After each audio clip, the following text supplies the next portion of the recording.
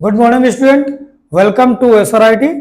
आज हम लोग बात करेंगे फंक्शन के लिए जो हम लोग अगला पॉइंट देख रहे थे, यानी पिछला प्रोग्राम में हम लोग क्या देख रहे थे। तो पिछले टॉपिक में प्रोग्राम में नहीं, पिछले टॉपिक में हम लोग बात कर रहे थे फंक्शन का। ठीक है, तो फंक्शन में हम लोग क्या देख रहे थे, प्री डिफाइंड फंक्शन। मैंने बताया था कि फंक्शन जो है वो दो प्रकार का होता है, एक प्री डिफाइंड और एक यूजर डिफाइंड। एक पहले से बना बनाया, एक हम लोग खुद से बनाएंगे। लेकिन अभी हम लोग प्रोग्राम एक फर्स्ट प्रोग्राम भी स्टार्ट नहीं किए हैं, मतलब अभी हम लोग उतना अवेल नहीं हुए हैं, अभी आप उतने योग्य नहीं हुए हैं कि आप खुद से अपना कोई फंक्शन बना सकें। तो कहीं ना कहीं अभी हम लोग बने बनाए फंक्शन पर ही काम करेंगे। तो वो बना बनाया फंक्शन क्या क्या है, कहाँ होता है, कैसे यूज करते हैं, ये सब चीजों को देखेंगे आज के सेशन में। तो आज का सेशन बहुत ही इंपॉर्टेंट माना जाएगा, इन चीजों को देखेंगे। तो we are talking about predefined function. इस प्री डिफाइंड फंक्शन में क्या क्या कॉन्सेप्ट होगा, इसको देखते हैं।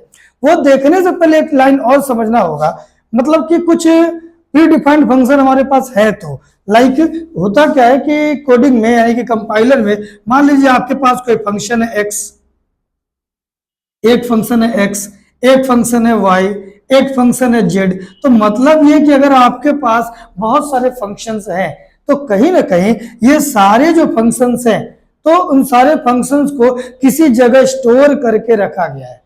बातों को समझिएगा, जो भी प्री डिफाइंड फंक्शन है तो कुछ कुछ number of functions, like in तीनों को किसी एक फाइल में रखा गया, लाइक फाइल 1। फिर हमारे पास कुछ फंक्शन है t, p, q, ये तीन जो फंक्शन है इन कैटेगरी को कहाँ रखा गया, फाइल 2 में। तो कहने का मतलब है कि कुछ कलेक्टिव ऑफ फंक्शंस, कुछ कलेक्शन ऑफ फंक्शंस को एक फाइल में रखा गया, दूसरे कलेक्शन ऑफ फंक्शन को फाइल 2 में रखा गया। तो हर प्रकार का जो फंक्शन है उसको किसी न किसी फाइल में रखा जाता है। कोई ना कोई फंक्शन जितना भी है एक collection of function, group of function. जिस ग्रुप ऑफ फंक्शन को क्या कहते हैं हम लोग,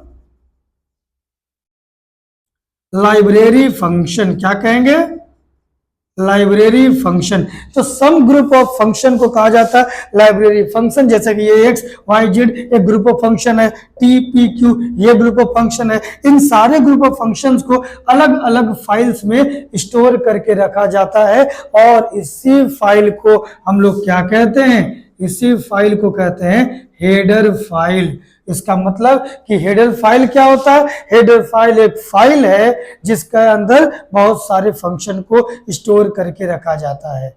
कोई दिक्कत, हेडर फाइल क्या होगा, हेडर फाइल एक फाइल होगा जिसके अंदर बहुत सारे फंक्शन को स्टोर करके रखा जाता है। तो एक लाइन उसके बारे में भी हम लिख देते हैं ताकि आपको नोट्स के रूप में कुछ ना कुछ समझ में आए। तो हम लोग क्या बात कर रहे हैं कि जब हम बात कर रहे हैं प्री डिफाइंड फंक्शन का, तो उसमें हम लोग एक टॉपिक को डिस्कस कर रहे हैं, हेडर फाइल। हेडर फाइल क्या होता है पहले इसको हम लोग लिख लेते हैं। तो हेडर फाइल का मतलब हो गया अ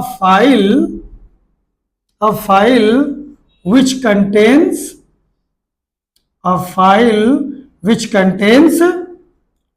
number of predefined functions।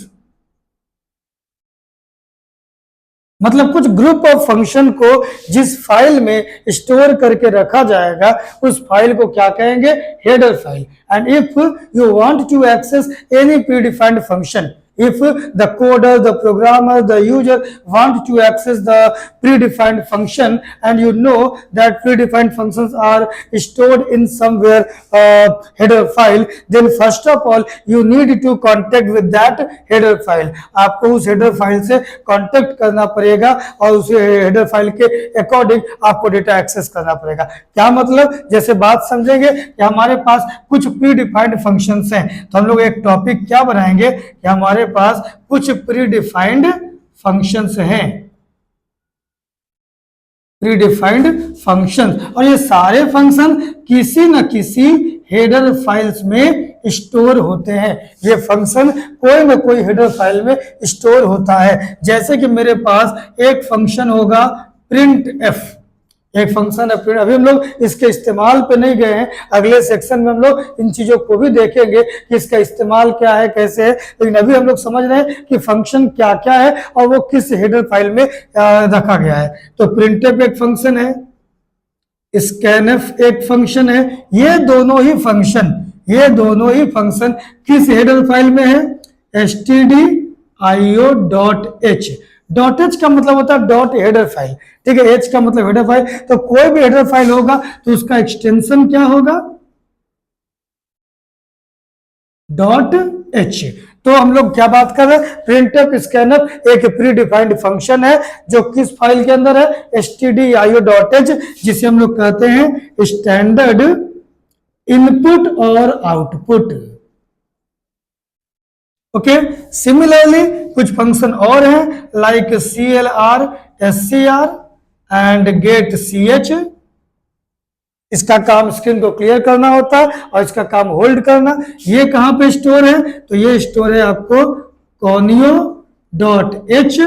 इसे हम लोग कहते हैं कंसोल, क्या कहेंगे? Console input output. उसके बाद कुछ फंक्शंस है लाइक POW मैथमेटिकल काम है यानी पावर के लिए, SQRT यानी स्क्वायर रूट निकालने के लिए। ये कहां पर है? math.h मतलब मैथमेटिकल काम के लिए। फिर कुछ फंक्शन हमारे पास है like str, upr, str, lwr, फिर str, len। ये सारे जो फंक्शन है ये शब्दों के लिए, ये सब फंक्शन किसके लिए है? वर्ड्स के लिए, सेंटेंस के लिए। स्ट्रिंग का कोई भी स्ट्रिंग, कोई भी लेटर को या कोई भी शब्द को कैपिटल में कन्वर्ट करेगा, स्मॉल में कन्वर्ट करेगा, उसका लेंथ निकालेगा। ये एक टॉपिक ही है स्ट्रिंग, जो मुझे बहुत आगे जाके हम लोगों को पढ़ना है। तो हम लोग बस ये बात कर रहे हैं कि ये जो फंक्शन है प्रिंटफ स्कैनफ वो stdio.h हेडर फाइल में है, क्लियर स्क्रीन गेट ch ये conio.h में है, पावर और SQRT math.h में है, स्ट्रिंग अपर, स्ट्रिंग लोअर, स्ट्रिंग लेंथ ये सारा किस हेडर फाइल में है? ये आपको string.h में है। तो हम लोग यहाँ पे क्या जाने कि जितने भी प्री डिफाइंड फंक्शंस हमारे पास मौजूद है वो सारे प्री डिफाइंड फंक्शन का कुछ कुछ कलेक्शंस किसी न किसी पर्टिकुलर हेडर फाइल के अंदर स्टोर होता है।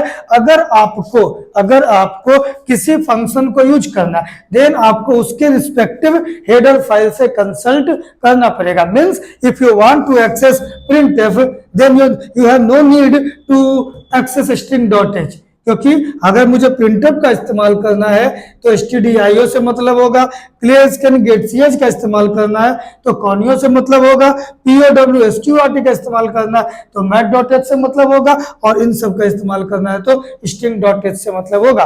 तो जब जैसे ही आप कोडिंग करेंगे तो कोडिंग करने के वक्त आप अगर प्रोग्रामर हैं, आप डेवलपर हैं, तो आपको समझ में आ जाएगा कि हमें अभी किसका इस्तेमाल करना है। तो जैसे ही लगा आपको कि हमें इसका या इसका इस्तेमाल करना है तो उसका जो रिस्पेक्टिव हेडर फाइल है आपको उससे कंसल्ट करना पड़ेगा, आप उससे कंसल्ट कर ले। ऐसा भी नहीं है कि हम किसी एक ही हेडर फाइल से मतलब होगा। अगर आपको चारों को चाहिए यानी कि आपको ये सारे के सारे फंक्शन चाहिए तो आपको इन चारों हेडर फाइल से मतलब होगा।